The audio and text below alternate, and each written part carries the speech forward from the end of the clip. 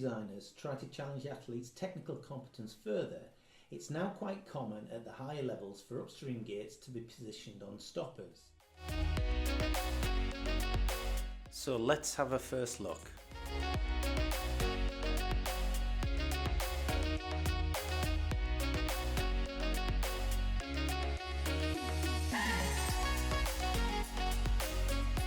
The most suitable setting to practice ups on stoppers is to identify a stopper which sits square across the river with good flow past either end, allows for a wide and easy approach, has a gentle gradient transitioning into it, ideally with a curl, has a stable and reasonable sized eddy on top of it, and also adjacent eddies allowing for easy recirculation without having to get out of the boat. From a safety perspective, it is essential to know in advance that any stopper utilised for this type of practice can be exited before engaging with it. There are 4 parts to this competence: the approach, the bow connection, the transition onto the stopper's eddy, and the exit. It's important to highlight that key boat positions and strokes are the same in canoe and kayak. So let's have a look. One of the most common mistakes is for athletes to approach the stopper from too on top, carrying too much downstream speed and consequently falling off the back. To avoid this, downstream speed has to be reduced to a minimum.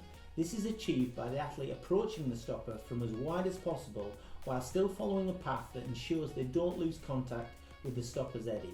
As the bow of the boat connects with the end of the stopper with the tail hanging, it will rotate upstream, placing the boat in a good position for the transition onto the stopper's eddy.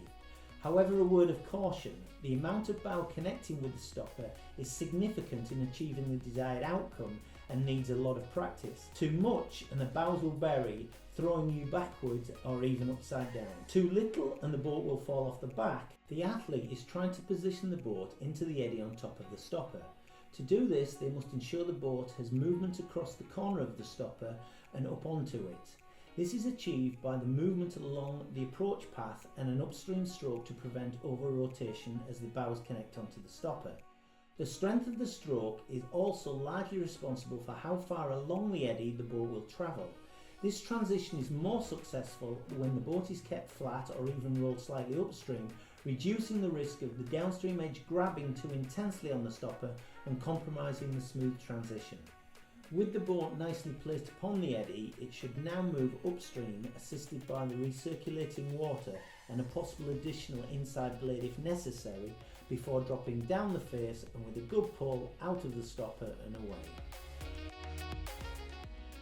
So now let's have another look at that in its entirety.